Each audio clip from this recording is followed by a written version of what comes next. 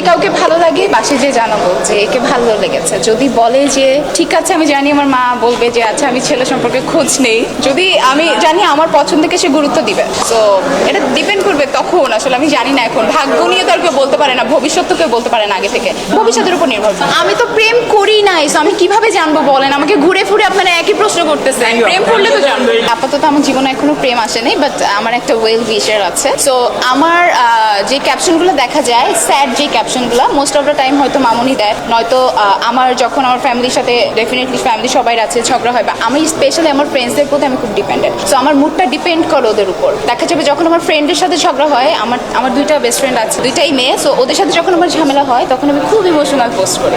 That's it. পালিয়ে গেলে loss, না পাবো গয়না, না বিয়ের ফটোশুট করতে পারবো, না গিফটস পাবো, তো পালাবো না, একদম বিয়ের গয়না টাকা পয়সা সব নিয়ে তারপরে আমি যাকে পছন্দ করবো তার মেন্টালিটি খুবই বোল্ড হবে এবং সে আমার